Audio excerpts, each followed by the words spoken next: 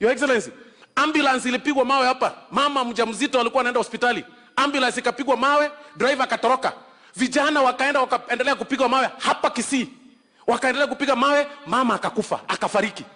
Hiyo vitu yote tunazungumza hapa. Mheshimiwa Uhuru Kenyatta amepeana pesa. Amesukuma hiyo watu upewa 200, endeni muandamane, muharibie huyu jamaa ndio miaka 5 ishe aonekane hajafanya kitu. Wakati maandamano inakuwa ana fly out. Wakati imetulia anakuja Kenya. Kwanza Your Excellency, Nyanganya huyo jamaa hiyo kazi umempea ya kwenda kutengeneza peace. Hakuna peace huyo anaweza tengeneza huko nje kwa sababu ana heshima kwa rais wa Jamhuri ya Kenya. Hii Kisii, Your Excellency, siku ya kwanza tulipata kidogo maandamano hapa. Na wacha nikuambie Your Excellency, haikufanyika na watu wetu. Ni watu walitolewa kutoka sijui wapi wakakuja wakamwagwa town. For the first time in the history of Kenya, umerelease pesa yote ya county governments. Yote. Kisii tumepata 12 billion shillings. Ilikuja 2 months ago, 12 billion. South Mogrango nimepata pesa ya CDF. Umerelease yote.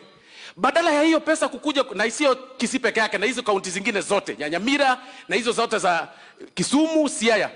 12 billion imekuja kwa counties. Badala governors wengine wa Azimio waende kulaunch projects za mashule, waende kufungua barabara. Hiyo pesa uliwapea Your Excellency, na mimi naomba EACC chunguze. Hiyo pesa inatumika kupea vijana 1,100 ama 500, ingia kwa barabara muharibu town ndio watu wakuwe confused, wasahau ya kwamba wamepewa 12 billion hizi counties kama yetu. 12 billion. So Your Excellency, sisi tunakuambia hivi. Tunasimama na wewe.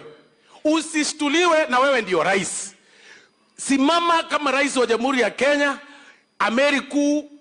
amiri jeshi mkuu wa jeshi yote ya Kenya, mtu ambaye amekuwa uongozini, asijaribu kukutisha, na sisi kama jamii ya Mkisii tutasimama na wewe kidete hadi mwisho.